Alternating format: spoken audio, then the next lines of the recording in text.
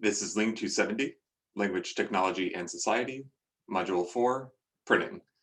In this lesson, we'll talk about the effects of printing press on nationalism.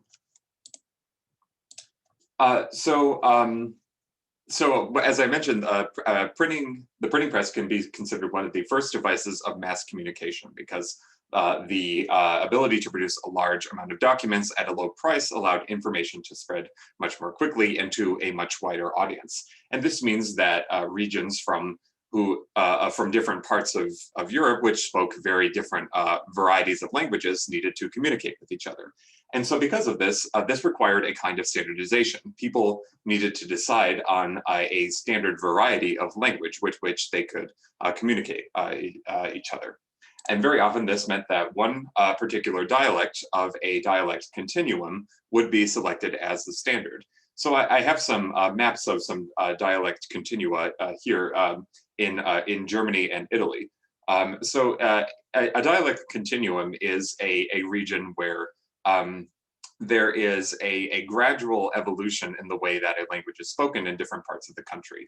For example, in Germany, if you listen to the language spoken on the west coast of the Netherlands, you would hear a Germanic language fairly close to Dutch. As you move a little bit east, the language will get a little bit different, and then a little bit different still. And when you get into West Germany, more so till central Germany, and then southern Germany, and then even to Switzerland. It only changes slightly as you go.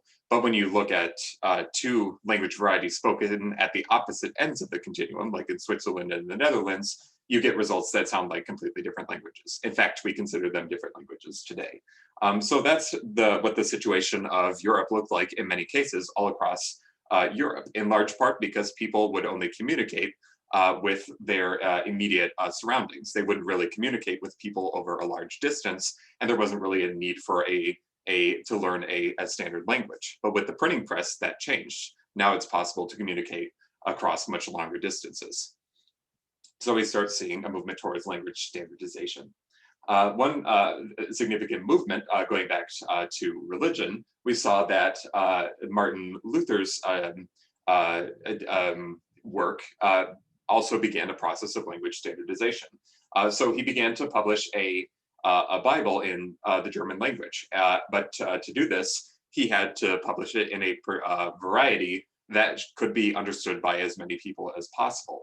And to do this, he chose a document in the East on an East German dialect. More specifically, I believe that was the Saxon dialect. So that would be a dialect relatively in the center of the country that most people would probably be able to understand. And Luther's choice had a very major impact on the way that the standard German language began to regulate today. So the decisions made in modern day Germany as to which varieties of the German language should be considered the standard were largely influenced by these initial movements. And we saw a similar process happen in Italy. So the modern Italian language is largely based on the dialect spoken in Tuscany. So this is the brown region in the upper central part of Italy in the map here. And this is, it may have been in large part because of the cultural and economic significance of the city of Florence. So because this city was very powerful and very well known, its language became powerful and well known as well. And it had an outsized effect on what would be considered the standard Italian language. Wherever people were publishing in Italy, they wanted to publish in a way that sounded like this language from Tuscany, even if they themselves were not Tuscan. And there were also some other influences from other important centers of Italy as well, in particular from Venice and Genoa. They also had a prominent standing during the Renaissance, and they had significant impact in the resulting Italian language. So we see that these these areas of significance had a big impact on what the standard language ended up looking like. So the printing press actually enabled this kind of centralization process to actually happen. And this is a pretty common thing that happens today. And another aspect of nationalism is that it allowed linguistic communities to form a collective identity with each other as well. And this was partially aided by the fact that the printing press meant that that writing didn't always need to be done in Latin. So previously, Latin was the lingua franca of Europe. If you wanted to communicate with your scientific findings, for example, you would write in Latin because that was a very widespread language that many people would be familiar with.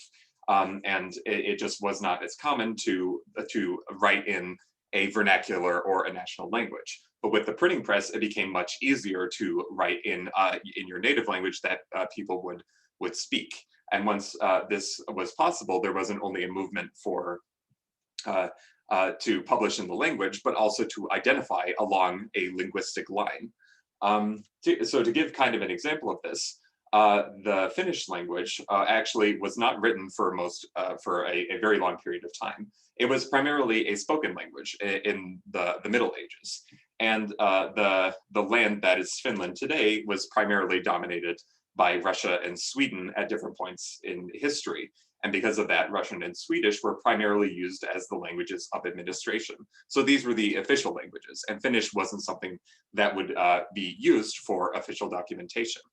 But with the development of the printing press, it became possible to print and spread documents in Finnish. And with that, it became possible for people to develop an idea of Finnish culture.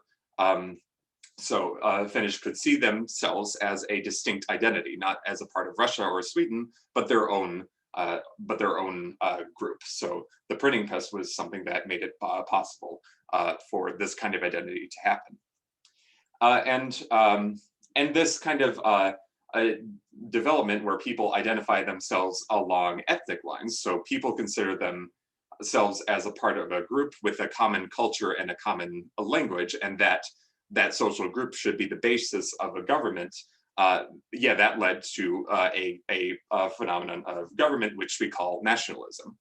And this was fairly new. So immediately before this, in the Middle Ages, the governmental structures of Europe were primarily feudal. So they were primarily based on reciprocal obligations between people, and these titles were largely hereditary. And what that meant was that a royal family like the Habsburgs could own territories by marriage all across Europe with all kinds of different linguistic and cultural groups, but they were all considered a fairly similar political entity. But that kind of conception where people considered themselves as and obligated to a lord or a hereditary king began to shift to being people considering themselves as a part of a nation, as a part of a single group of people with a common language. And in order for them to understand themselves along these cultural and linguistic lines, the printing press was essential for this. People needed to spread those ideas and communicate that with each other. So the printing press's role in communication was actually really important for these developments in nationalism as well. This is something that might not be apparent just from a simple invention such as a printing press.